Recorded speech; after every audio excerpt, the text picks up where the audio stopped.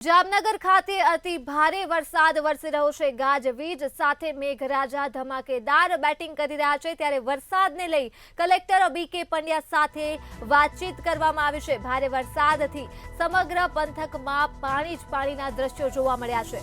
ઉપરવાસમાં વરસાદના કારણે પાણી ભરાયા છે, ત્યારે રણજીત સાગર રોડ, સરદાર પાર્ક સહિતના વિસ્તારોમાં પાણી ભરાયા છે।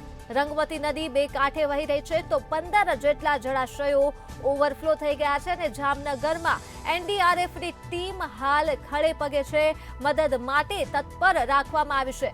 વરસાદને લઈ કલેક્ટર બીકે પંડ્યા સાથે પણ વાતચીત કરવામાં આવી છે। ભારે વરસાદથી સમગ્ર પંથકમાં પાણી જ પાણીના દ્રશ્યો જોવા મળ્યા છે। જામનગર ખાતે અતિ ભારે વરસાદ વરસ્યો છે, ત્યારે જામનગરના કલેક્ટર શ્રી બીકે પંડ્યા સાથે વાતચીત થઈ છે। ભારે વરસાદથી સમગ્ર પંથકમાં પાણી જ પાણીના દ્રશ્યો જોવા મળી રહ્યા છે, જે સામે આવી રહ્યા છે।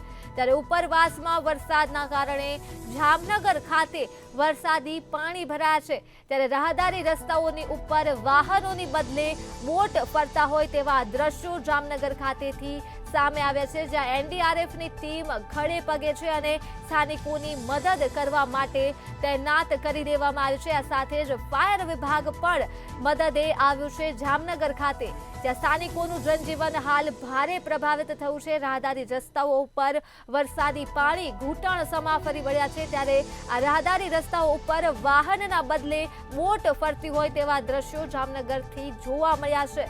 ભારે તરાજી જોવા મળી છે જામનગર ખાતે। ચોક્કસ વાત કરવામાં જામનગરની અંદર જે છેલ્લા 2 દિવસથી હવામાન વિભાગ દ્વારા આગાહીના પગલે જ્યારે રેડ એલર્ટ જાહેર કરવામાં આવ્યું છે, અને ગત રાતથી જે ધોધમાર જે વરસાદ પડી રહ્યો છે ને ગ્રામ્ય જિલ્લા અંદરની પણ વરસાદ વરસી રહ્યો છે। હાલ જે જામનગર કલેક્ટર છે તે આપણી સાથે જોડાયા છે, તેની સાથે સીધી વાત કરી કે હાલ જે જામનગરની સ્થિતિ કયા પ્રકારે છે ને કેટલા રોડ રસ્તાઓ બંધ છે। જામનગરમાં અત્યાર સુધી માહિતી અમારી પાસે છે ત્યાંથી 6 એક રસ્તાઓ પંચાયત વિસ્તારના છે એ અત્યારે ઓવરટોપિંગને કારણે અત્યારે બંધ કરવામાં આવેલા છે।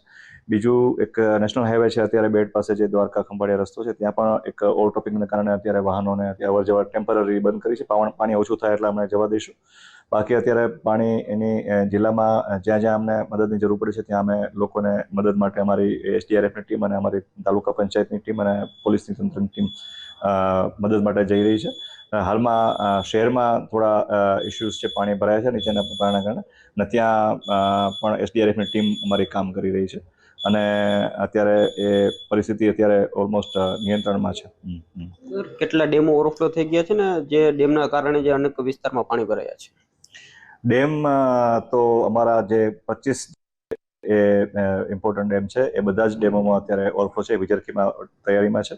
બાકી તમામ ડેમો અત્યારે ઓવરફ્લો થઈ રહ્યા છે અને નીચેના ગામો મૂકી રહ્યા છે। બધા નીચેના ગામો અસર કરતા તમામ ગામોને અમારી ટીમ દ્વારા, અમારા તલાટી દ્વારા, અમારા મામલતદાર દ્વારા એ લોકોને એ વોર્નિંગ આપી દેવામાં આવેલી છે અને એ લોકોને સેફ જગ્યામાં રહેવા માટે સૂચિત કરવામાં આવ્યા છે। અને ફરીથી આપના માધ્યમથી હું અનુરોધ કરીશ તમામ લોકોને, જિલ્લાના કે જે નદીના નીચેના ભાગમાં તે લોકો રહે છે, કે કોઈ પણ સંજોગોમાં નદીના બેડમાં, નદીના પટમાં કોઈ જવું નહીં। નદીના પટમાં ખેતીવાડી હોય તો આપણા જવું નહીં, અને એ કોઈ પણ જગ્યાએથી પાણી ઓવરટોપિંગ થતું હોય, નદી હોય, વોકળો હોય તો એ પણ ક્રોસ કરવાની કોશિશ કરવી નહીં।